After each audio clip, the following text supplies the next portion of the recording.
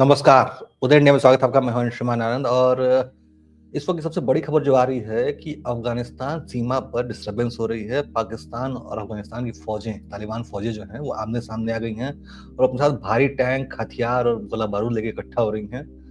अभी बीती रात को पाकिस्तान ने एक एयर स्ट्राइक किया था अफगानिस्तान की सीमा में। इसमें 46 अफगानों की मौत हुई है। तो इसको लेके अफगान तालिबान बहुत गुस्से में है। तो क्या ये गुस्सा, ये नाराजगी जंग में बदल जाएगी? क्या हो रहा है वहां पे? और इन सारी बातों पे प्रकाश डालने के साथ मौजूद हैं अंतर्राष्ट्रीय मामलों के जानकार और पाकिस्तान अफगानिस्तान के एक्सपर्ट रोहित शर्मा जी। बहुत बहुत स्वागत है आपका। धन्यवाद, thanks a lot for calling me. Rohit ji, ये अफगान बॉर्डर पे चल क्या रहा है? क्या पाकिस्तान अफगानिस्तान की सेनाएं आपस में भिड़ी जाएंगी? आपस में भिड़ने के लिए पहली चीज तो अफगानिस्तान के पास इतनी बड़ी सेना है नहीं कि वो पाकिस्तानी सेना से भिड़ पाए। पहली चीज ये तो एक प्रीरिक्विजिट होता है। और अफगानिस्तान उस तरीके का हमला झेल भी नहीं सकता जिस तरीके का पाकिस्तान की बात है।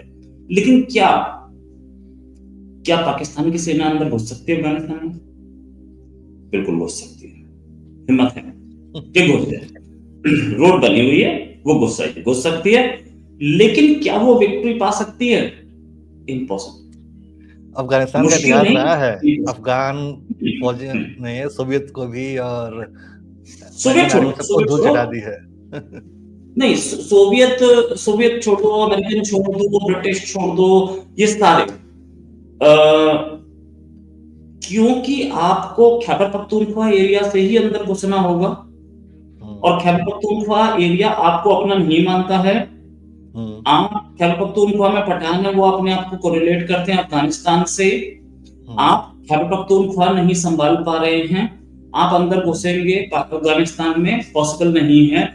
वहां पर एक तो टीटीपी का नेटवर्क, एक तालिबान का नेटवर्क, साथ में आईएसआईएस खोरासान का नेटवर्क, हक्कानी नेटवर्क आपके फेवर में भले ही होगा, लेकिन हक्कानी नेटवर्क के सामने ये तीन खड़े हुए दिखते हैं, बहुत सीरियस मामला है। दूसरी चीज, आप अफगानिस्तान में घुस तो जाएंगे, वहां से निकल नहीं पाएंगे।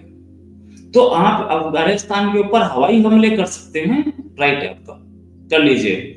लेकिन आप अफगानिस्तान में जितने हवाई हमले करेंगे उससे ज्यादा हमले वो अपने लैंड अटैक करेगा। उसके लड़ाके आकर के आपके लोगों को ऐसे ही मारेंगे जैसे पिछले आपने 6 महीने में देखा है। आपके पुलिस के, आपके आर्मी के, आपके कौन से लोग छोड़ दिए गए। खैबर पख्तूनख्वा में ऑन एन एवरेज आप सोचिए कि एक दिन में 3 के आसपास हमले हो रहे हैं और एक दिन में 3 या 4 के आसपास पाकिस्तानी सैनिक या पुलिस के या लेवीज या सिक्योरिटी फोर्सेस जिसे बोलते हैं, जिसमें पैरामिलिट्री भी आती है, ये मारे जा रहे हैं। आप कितने मार लोगे? कल के हमले में जो बताया जा रहा है उसकी जो हमारे पास डिटेल्स हैं उसके हिसाब से तकरीबन 10-12 लोग मारेंगे, 15। आपने 15 मारे, वो एक हमले में 15 उड़ा जाते हैं। ठीक है, पाकिस्तान अभी हाल में उन्होंने 16 फौजियों को मारा है और उसके पहले ही मार चुके हैं पाकिस्तानी फौजियों को। वो एक था वो, है ना। अब डेली के 2-3 काउंट नहीं कर रहे हो, डेली के 2-3 एक तो बड़े हमले में जाते हैं ना 16-17। लेकिन वो आप ये सोचिए कि अगर आप पाकिस्तान की स्टैटिस्टिक्स देख लें, टीटीपी वाली मत देखो, पाकिस्तान की देखो, महीने में 30 से 60 के बीच में ऑन एन एवरेज 2 तो मारे जा रहे हैं। पाकिस्तान ने क्या किया? एयर अटैक किया, जो बॉर्डर पे उनके जो ये बने हुए थे। अच्छा, पाकिस्तान की बदकिस्मती ही बोली है कि इनके जो अपने लोग होते हैं वो इनके सगे नहीं होते। अटैक होने वाला है, अंदर ऐसे लोग बैठे हैं पाकिस्तानी आर्मी के और आईएसआई के, जो कि अपने आप को ये मानते हैं कि हम सुन्नी हैं और शरिया पाकिस्तान में लगनी चाहिए। और टीटीपी ये टीटीपी जो है ये हमारे लिए लड़ रहा है। वो लोग टीटीपी को पहले बता देते हैं कि एयर अटैक होने वाला है, बच्चे। तो जो बंकर बनाए हैं, जो छोटे छोटे कैंप बनाए हैं, उससे वो 2 किलोमीटर आगे चले जाते हैं। जब अटैक हो जाता है फिर वापस आ जाते हैं। तो इन्होंने कुछ बहुत बड़ा अचीवमेंट लिया हो ऐसा नहीं है बॉर्डर पे। अच्छा, ये बॉर्डर है, इससे एक दिन पहले अगर आप ट्विटर पे जाएं तो एक दिन पहले मैंने खुद ट्वीट किया है कि ये अटैक करने वाले हैं। और उस पे फ्रैंकली स्पीकिंग इन्होंने पहले खैबर पख्तूनख्वा अपने ही कंट्री पे एरियल अटैक किया, फिर उसके बाद अफगानिस्तान पे किया इन्होंने। इससे भी टीटीपी को और तालिबान को खबर मिल गई थी कि आने वाला है। अब तीसरी चीज कि अब इसके बाद क्या होगा? इसके बाद क्या होगा? इसके बाद ये होगा कि अब पाकिस्तान में हमले बढ़ेंगे, टीटीपी अपनी हरकतें बढ़ाएगा। टीटीपी बढ़ा भी रहा था, क्योंकि इन्होंने एक एक जिसे बोलते हैं नब्ज छेड़ दी थी। नब्ज क्या छेड़ी थी? खलील हक्कानी, जो कि एक मिनिस्टर थे तालिबान की गवर्नमेंट में, उसका मर्डर हो गया था। खलील हक्कानी ने हक्कानी ग्रुप हटवा, हक्कानी नेटवर्क का आदमी, और हक्कानी नेटवर्क वो नेटवर्क है जो कि सोवियत यूनियन के खिलाफ सबसे पहले लड़ा हो। खलील हक्कानी के मर्डर के बाद उन्होंने हक्कानी ग्रुप ने बोला कि हम बदला जरूर लेंगे। उन्होंने तालिबान के 2 हाई रैंकिंग ऑफिशियल्स मारे बॉर्डर पे, पाकिस्तान अफगानिस्तान बॉर्डर पे। उसके बाद तालिबान ने बोला छोड़ेंगे हम भी नहीं। फिर ये 16 पाकिस्तानी मारे गए थे। हक्कानी नेटवर्क वो नेटवर्क है जिसको तालिबान की गवर्नमेंट में specially farmer ISI chief Faiz Hamid जाकर के उसको जगह दिलवा के आए थे। ये हक्कानी नेटवर्क को ना तो तालिबान पसंद करता है, ना टीटीपी पसंद करती है, ना आईएसआई खोरासान पसंद करती है। ये हक्कानी नेटवर्क बैठा ही पाकिस्तान के आशीर्वाद से। तो हक्कानी नेटवर्क, अच्छा ये हक्कानी नेटवर्क नहीं घुसेगा तालिबान की गवर्नमेंट में, ये चीज पहले दिन से चल रही थी, लेकिन जबरदस्ती पाकिस्तान के कहने पर घुसाया गया। अब उस हक्कानी नेटवर्क को अब या तो हक्कानी नेटवर्क की सपोर्ट कम होती दिख रही है। अफगानिस्तान की जो गवर्नमेंट है या तालिबान जो है उसको वो उससे हमारे ऑफिशियल जेपी सिंह साहब मिल के आए, उससे दूसरे कंट्रीज के ऑफिशियल्स मिल रहे हैं, तो रिकॉग्निशन भले ही ना दी हो लेकिन क्वाज़ी रिकॉग्निशन तो मानी जा सकती है। और हक्कानी नेटवर्क को हम जितने भी इंडिया हो या यूरोप हो, वेस्ट हो, अमेरिका हो, ये सब के सब उसको रिकॉग्निशन नहीं देते, मतलब वो हक्कानी नेटवर्क को बिल्कुल पसंद नहीं करते। तो हक्कानी नेटवर्क इस गवर्नमेंट में अलग थलग पड़ता दिख रहा है, क्योंकि पाकिस्तान के एम्बेड से तो ये गवर्नमेंट तालिबान भाग जा चुकी है। ये उसी में आगे है, ये लड़ाई उसी में आगे हो रही है। ये मतलब अभी कि हक्कानी की जो हत्या हुई, ये जो अभी जो हमले हो रहे हैं उसी की अगली कड़ियां हैं, उसे इंटरकनेक्टेड हैं वो। बिल्कुल, ये इंटरनल वॉर है दोनों की, और ये इंटरनल वॉर जल्दी खत्म नहीं होगी, ये अभी लंबी चलेगी। हम देख रहे हैं कि हक्कानी नेटवर्क को साइडलाइन करने की कोशिश हो रही है। हक्कानी नेटवर्क जिस तरीके से गड़बड़ कर रहा है, और हक्कानी नेटवर्क को साइडलाइन पाकिस्तान होने नहीं देना चाहता। इसी में पाकिस्तान पे हमले हो रहे हैं, हक्कानी नेटवर्क पे हो रहे हैं, और हक्कानी नेटवर्क पाकिस्तान दोनों के दोनों तालिबान पे कर रहे हैं। इसी में इन्होंने बाहर निकल के अपनी ड्यूरल लाइन के अक्रॉस जा करके हवाई हमले किए हैं और वापस आ गए। इन्होंने कर तो दिया। अगर मैं हिस्ट्री में आपको लेके जाऊं तो एक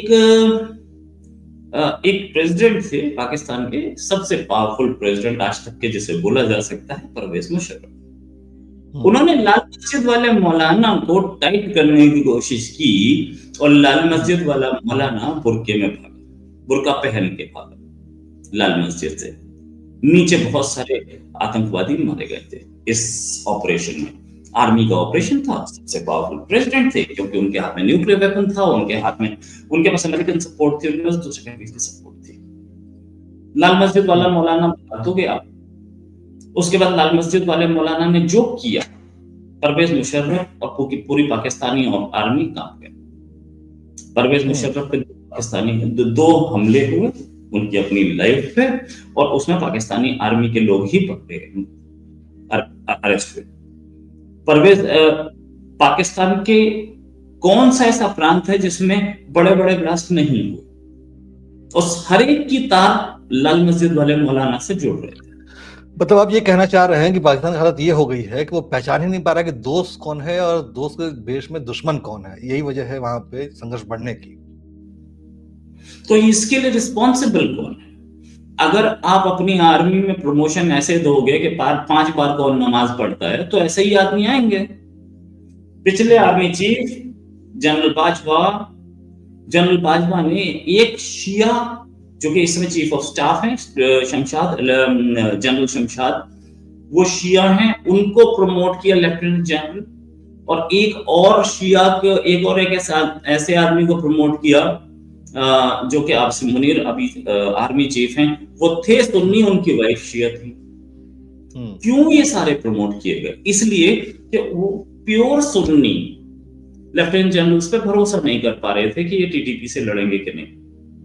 जब आर्मी चीफ भरोसा नहीं कर पा रहा है, वो शिया लेफ्टिनेंट जनरल को प्रमोट कर रहा है, वो ऐसे लेफ्टिनेंट जनरल को प्रमोट कर रहा है जिसकी बीवी शिया है, तो उसको ये डर है कि मेरे सुन्नी लेफ्टिनेंट जनरल जो है वो शायद टीटीपी से मिल जाएं। अच्छा रोहित जी, आपकी पाकिस्तान मामले में बहुत गहरी पकड़ है। ये टीटीपी जो है, यानी तहरीक तालिबान पाकिस्तान, ये आखिर है क्या भला, और क्यों पाकिस्तान आर्मी के पीछे हाथ धो के पड़ा हुआ है? जरा इसकी थोड़ी हिस्ट्री समझाएं दर्शकों के लिए। टीटीपी जो है तालिबान, एक तो तालिबान थी, ठीक है, तालिबान मतलब स्टूडेंट, छात्र, मदरसा छात्र। हाँ छात्र नहीं, छात्र, सिर्फ छात्र तालिबान होता है। तालिब मतलब पढ़ने वाला। हाँ, तालिब मतलब छात्र, तालिबान में बहुत से छात्र, बहुवचन जी। ठीक है। अब ये तालिबान जो थे, कुछ स्टूडेंट्स थे जो के सोवियत यूनियन के खिलाफ आपस में लड़ रहे थे मदरसे के, और कुछ यूनिवर्सिटी के भी थे। ये तालिबान को ओसामा बिन लादेन जब अलकायदा लेके आए, तो सब अपनी अपनी लड़ाई लड़ रहे थे, सारे छोटे छोटे ग्रुप्स अपनी अपनी लड़ाई कर रहे थे। उसमें एक ग्रुप जो तालिबान था, उसके पास स्टूडेंट्स तो थे, पैसा नहीं था। इस तालिबान को ओसामा ने इसलिए पकड़ा कि यंग लड़के हैं, जज्बे वाले लड़के हैं, पैसा इनको दे दिया तो ये मेरे लिए लड़ लेंगे। वो लड़े, उन्होंने सोवियत यूनियन को भाग दिया। तालिबान का प्रेसिडेंट हो गया अफगानिस्तान पे। उसके बाद ये सारे के सारे लोग, अच्छा, ओसामा बिन लादेन ने एक बड़ा नेटवर्क बनाया था खैबर पख्तूनख्वा एरिया में, जहां पे स्पेसिफिकली पठान लड़के ले जाए जाते थे कि आप अफगानिस्तान में आप धर्म युद्ध लड़ रही है, आप आइए। उसके बाद तालिबान और टीटीपी, ये दो फ्रैक्शन बटे, लेकिन बहुत छोटा था टीटीपी, तहरीक तालिबान पाकिस्तान। एक्चुअल में स्टार्टिंग में पाकिस्तानी आईएसआई ने क्रिएट किया था, और ये कई बार पाकिस्तान के टीटीपी के साथ लड़े हैं या दूसरे फैक्शंस के साथ लड़े हैं। ये अब ये जब टीटीपी बना ली, तो इनकी जब एक राक्षस के पास काम खत्म हो गया कि अफगानिस्तान को छुड़ाना है, तो वो दूसरा देखने लगे कि हमारे पड़ोस में पाकिस्तान है, वहां शरिया नहीं। ये बेसिकली पावर चाहते थे, जिनको पावर मिली नहीं, और ये पावर इन्होंने अपनी एक अलग वो बना ली। तो फिर दूसरे लोग, दूसरे कंट्रीज जो चाहते थे कि एक छत्र तालिबान का राज ना चले, उन्होंने इनको पैसा देना शुरू कर दिया। ये अपने आप में पावरफुल होते चले गए, और इन्होंने ये अब फिर उसके बाद इनका मिशन ये बना कि हम खैबर पख्तूनख्वा में अपनी गवर्नमेंट एस्टैब्लिश कर लेते हैं। करने में ये काबिल भी हुए। उसके बाद आया ऑपरेशन, सबसे पहला ज़रबेअस्त, क्योंकि ये काबिल हो, ये अफगानिस्तान में खैबर पख्तूनख्वा में अपनी गवर्नमेंट एस्टैब्लिश कर गए थे। तालिबान भी कर रहा था और ये भी कर रहे थे। हर लोकल चीफ जो था इनको रिपोर्ट करता था, और इन्हीं का रूल चलता था। पाकिस्तान में आज भी खैबर पख्तूनख्वा में ज्यादातर एरिया में पाकिस्तान की राज नहीं चलता।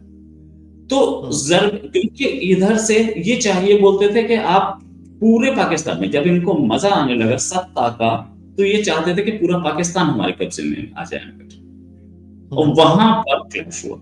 अब पाकिस्तानी आर्मी कहती थी कि आप खैबर पख्तूनख्वा के, मतलब पूरे खैबर पख्तूनख्वा भी इनके हाथ में नहीं था, ज्यादातर एरिया था। वो आर्मी बोलती थी कि ठीक है, आप वहां पे राज करो, हम यहाँ हैं।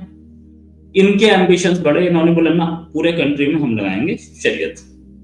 इस बात पे पाकिस्तानी आर्मी, शरीयत का नाम सामने आते ही पाकिस्तानी आर्मी में दो फाड़ होने लगे। एक बोलती थी कि टीटीपी हमारा दुश्मन है, दूसरी बोलती थी टीटीपी हमारा दोस्त है। आज भी सिचुएशन यही है। एक बड़ा जंग पाकिस्तानी आर्मी का ये बोलता है कि टीटीपी हमारे लिए तो लड़ रहा है। अच्छा ये तो ये बताइए थोड़ी कि जो टीटीपी है और बीएलए यानी बलोच लिबरेशन आर्मी, इन दोनों में भी कोई संबंध है क्या? क्योंकि दोनों मिल के पाकिस्तान आर्मी के खिलाफ मुहिम छेड़े हुए हैं और पाकिस्तान आर्मी को बहुत नुकसान उठाना पड़ रहा है इन दोनों की वजह से। दोनों के बीच में संबंध नहीं है, बनाया जाता है या बनाया जाता है। पहली चीज, हमने कोई कोऑर्डिनेटेड अटैक्स नहीं देखे दोनों के। पहली चीज, पाकिस्तानी एस्टैब्लिशमेंट या पाकिस्तानी आईएसआई या पाकिस्तानी आर्मी या पाकिस्तानी डीजीआईएसपीआर जो कि स्पोक्स पर्सन है, वो ये बोलते हैं कि दोनों कंट्री, दोनों ऑर्गेनाइजेशन इन दोनों को इंडिया बैक करते हैं। ठीक है, ये तो हमारे पास, इतने तक हमारे पास उनके स्टेटमेंट हैं। मुझे भी इस क्वेश्चन पे रिएक्ट करने में 2 सेकंड 3 सेकंड क्यों लगे? इसलिए लगे कि क्या ये दोनों ऑर्गेनाइजेशंस कहीं एक जगह से पैसे लेती हैं? तो मानना पड़ेगा यस, दोनों के पास अमेरिकन वेपन्स है। ठीक है, क्या ये ऑर्गेनाइजेशंस दोनों के कहीं ट्रेनिंग एक जगह हो रही है? तो बीएलए जो है उसकी लोकल ट्रेनिंग हो रही है और टीटीपी की ट्रेनिंग अफगानिस्तान में हो रही है। यहां तक क्लैरिटी है? क्या बीएलए को अमेरिका का सपोर्ट है? बिल्कुल है, क्योंकि वो चाइना के अगेंस्ट है। दूसरा, ईरान के भी बलूचिस्तान 2 जगह है। बलूचिस्तान एक ईरान में भी अगर है और पाकिस्तान में भी है। हाँ, वो सिस्तान बलूचिस्तान वाला जो एरिया है वो ईरान के हाथ में है। तो अमेरिका चाहता है कि सिस्तान बलूचिस्तान में ईरान परेशान रहे। तो इस एंगल से आप ये बोल सकते हो, लेकिन दोनों का आपस में पीछे से मिले हैं, कोऑर्डिनेटेड अटैक्स नहीं दिखे हैं। रेयरली तो टीटीपी जाती है, लेकिन रेयरली टीटीपी कोई एक्शन लेती है बलूचिस्तान में, और रेयरली बीएलए एक्शन लेती है खैबर पख्तूनख्वा में। अच्छा, एक सवाल और, बलोचों में और अफगानों में क्या ऐतिहासिक रूप से कोई मतलब रिश्ता क्या रहा है? दोनों दुश्मन रहे हैं एक दूसरे के, या फिर दोनों दूसरे के दोस्त रहे हैं ऐतिहासिक रूप से? दोनों का कोई वो नहीं है, दोनों की कोई दुश्मनी नहीं रही है। दोनों नेबरिंग कम्युनिटीज हैं, ट्राइब्स हैं, ट्रेड यहाँ से वहां जाता रहा है, वहां से यहाँ आता रहा है, दोनों की कोई दुश्मनी नहीं है। पठान है, पठान एक्चुअली हर रीजन में, इंडिया में भी पठान बहुत हुआ करते और आज भी है, अफगानिस्तान के लोग आज भी। Afghanistan has always been a friendly nation, क्योंकि वो एक ट्रेड रूट था, ट्रांजिट रूट था। हाँ, वहां से बहुत सारे लड़ाई करने वाले हमलावर आए, तो वो किसी कमजोरी की वजह से या किसकी वजह से या कैसे आए, उसके पीछे एक रीजन है। लेकिन अफगानिस्तान की लोगों की दुश्मनी नहीं रही है किसी और से। आप ये ड्यूरेंट लाइन की वजह से या टीटीपी की वजह से आप बोल सकते हो तो इनकी पंजाबियों से दुश्मनी है, लेकिन अफगानिस्तान के लोग या पठान जो हैं वो हर जगह प्रेजेंस बनाए रखे हैं। अब दूसरी बात, बीएलए या बीएलएफ, बलूच लिबरेशन आर्मी या बलूच लिबरेशन फोर्स, क्या इनको कहीं पठानों का सपोर्ट है? तो हम से अटैक्स तो नहीं देखते, लेकिन दोनों का दुश्मन एक है। पाकिस्तान दुश्मन है और चाइना दुश्मन है, दोनों का। और दोनों के पास पीछे से कहीं से अमेरिकन असला आता दिखता है। तीसरी चीज, कहीं पे एस्पियोनाज काम करती है। एस्पियोनाज मतलब या तो इसको एस्पियोनाज बोल लो, या तो इसको ये बोल लो कि ये जासूसी का काम है, या ये बोलो कि पीछे कहीं से पाकिस्तानी आर्मी का सपोर्ट है। मेरे पास एक वीडियो आया था जो 2 दिन पहले मैंने चलाया भी था। पाकिस्तानी आर्मी का ही एक ऑफिसर बोल रहा था कि पेशावर अटैक हमने ही कराया था। और क्यों कराया था? कहीं एहसानुल एहसान सच ना बोल दे कि ये तो तुमने खुद करवाया था बे, इसलिए उसको छोड़ दिया गया। और उसको एहसानुल एहसान जब भागा तो उसके भागने में भी पाकिस्तानी आर्मी के ऑफिसर्स ही अरेस्ट पकड़े गए। ठीक है, क्यों करवाया था? क्योंकि इमरान खान अपने जलसा लेके बैठा था, तो इमरान खान के जलसे का मीडिया फोकस इस पेशावर चला जाए, इसलिए कराया गया था ये हमला। ये उस आदमी का वीडियो अवेलेबल है, मैंने वीडियो चलाया भी। ठीक है, अब दूसरी चीज, ये जो हमले होते हैं बीएलए को ये या टीटीपी को, ये बताता कौन है कि इस समय यहां से आर्मी का कॉन्वॉय निकलेगा? या तो उनकी एस्पियोनाज बहुत स्ट्रांग है, या वो पाकिस्तानी आर्मी के अंदर तक की मूवमेंट्स तक जानते हैं। तो मुझे कहीं ना कहीं शक है कि पाकिस्तानी आर्मी और आईएसआई के अंदर से लोग मिले हुए हैं इनसे और इनको बताते हैं इसमें कि यहाँ से मूवमेंट कई होगी, मायनों यहाँ में से। तो ये भी देखा जाता है कि आईएसआई भी कई मोर्चों पे पाकिस्तान आर्मी के खिलाफ स्टैंड लेती है, तो हो सकता है कि आईएसआई लीक करती हो सूचना इस तरह की। आईएसआई हो सकता है लीक करती होगी, मैं मान सकता हूँ आईएसआई लीक करती हो, ठीक है, लेकिन पाकिस्तानी आर्मी के लोकल मूवमेंट तो, जैसे कि छोटा सा एग्जांपल देता हूँ, कुछ दिन पहले की बात है, रेलवे स्टेशन पे हमला हुआ बलूच बीएलए का, और उसमें वहां से पाकिस्तानी आर्मी के लोग जा रहे थे रावलपिंडी, तकरीबन 100 के आसपास रिक्रूट्स थे, नए रिक्रूट्स थे। तो ये खबर तो आईएसआई नहीं देगी, ये खबर तो जो जिस मिलिट्री कैंटोनमेंट में इनकी अपनी ट्रेनिंग हुई थी उस मिलिट्री कैंटोनमेंट के लोगों ने दी होगी, या तो टिकट बुक होने के बाद दी गई है, ये 100% है। और आर्मी का अपना, क्योंकि आर्मी के 100 से ऊपर लोग जा रहे हैं, उनका अपना एक वैगन लगता है उसमें। ये किस समय कैंटोनमेंट से निकले और किस समय पहुंचे हैं ये किसने बताया? अंदर के लोग मिले हुए हैं। ये गेम है। तो बहुत सारे लोग हैं जो कि शरिया पसंद करते हैं पाकिस्तान में, कि शरिया लग जाए तो अच्छा यार, अपना भी काम हो जाएगा, वो लोग बताते हैं। जी जी जी जी। तो रोहित, जैसा कि आपने बताया कि आपको ये नहीं लगता है कि ये जंग जो है सीमाओं को पार करेगी, क्योंकि पाकिस्तान आर्मी कभी अफगानिस्तान में घुसना नहीं चाहेगी, और वहीं जो तालिबान जो टैंक इकट्ठा कर रहे हैं उनके पास इतने रिसोर्सेज नहीं है कि पाकिस्तान आर्मी के खिलाफ सीधा सीधा मोर्चा ले सके। तो ऐसे में क्या ये सिर्फ एक क्या कहा जाए कि ये सिर्फ दिखावे के लिए वो तैयारी कर रहे हैं, एक दूसरे के सामने फौजें खड़ी करके, कि सिर्फ पोस्टर तैयार कर रहे हैं? फौजें एक ही साइड से तो फौज खड़ी है, दूसरी साइड से तो अभी खड़ी ही नहीं हुई है। दूसरी, अगर अफगानिस्तान साइड से फौज खड़ी होनी शुरू हो जाए तो फिर तो औकात दिख जाए सबको, अफगानिस्तान से कुछ नहीं करा। ये पाकिस्तानी आर्मी, खबर है कि तालिबान ने अपने टैंक और भारी हथियार इकट्ठे करने शुरू कर दिए पाकिस्तान बॉर्डर पर, खैबर पख्तूनख्वा पे। ये भी लेटेस्ट रिपोर्ट आई है अभी। मान लिया, आपकी ये भी मान लेता हूँ, कितने हैं उनके पास वो भी तो दिखाई रहे हैं, लेकिन उनको, हाँ, और तो पाकिस्तानी आर्मी जो है, पाकिस्तानी आर्मी जो है वो बहुत बड़ी आर्मी है, ठीक है, तो उतनी बड़ी आर्मी के सामने कितने भी, हाँ, तो उनके सामने कितने भी टैंक खड़े हों, बांग्लादेश आर्मी जीत नहीं सकती, ये बात तो पक्का है, ये नहीं जीत सकती। सॉरी, बांग्लादेश नहीं, अफगानिस्तान आर्मी जीत नहीं सकती।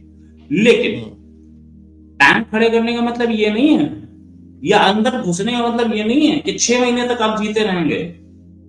6 महीने में पाकिस्तान कटोरा लेके हाथ में आ जाएगा, क्योंकि ये अफगानिस्तान, वो लड़ने पर अफगानिस्तान की जो टीटीपी है या तालिबान है, वो हेड ऑन स्ट्रेट वॉर नहीं लड़ सकती, लेकिन गुरिल्ला वॉर में या पीछे से कहीं पे भी हमला करने में उन्होंने सोवियत यूनियन को भगा दिया, तो उनको वो, उन्हें पता है हमें कैसे भगाना है। तो टैंक खड़ा करने का कोई फायदा नहीं है, कोई फायदा नहीं है, ये प्लेन से मारने का कोई फायदा नहीं है। जितने इस अटैक में या जितने टैंक से मारे जाएंगे उससे 25 गुना वो ज्यादा अगले 6 महीने में मार देंगे। आपकी बात सुन के मुझे एक बात याद आ गई कि पाकिस्तान ने भारत के लिए एक रणनीति बनाई थी 1000 कट्स, यानी 1000 घाव देके भारत का खून रिश्ता छोड़ने की, और आज पाकिस्तान उसी 1000 घावों का सामना कर रही है बीएलए और टीटीपी के हाथों। हर रोज नए कट्स लगते हैं, हर रोज नया घाव लगता है, नया खून रिश्ता है। और आपने बहुत अहम तरीन, बहुत ही बढ़िया जानकारियां दी पाकिस्तान के बारे में, इंटरनल जानकारियां दी। उम्मीद करता हूँ दर्शकों को ये जानकारियां पसंद आई होंगी, और वो आगे भी आप उम्मीद करेंगे कि आप उनका मार्गदर्शन करते रहें, इस तरह से ज्ञानवर्धन करते रहें। बहुत बहुत धन्यवाद।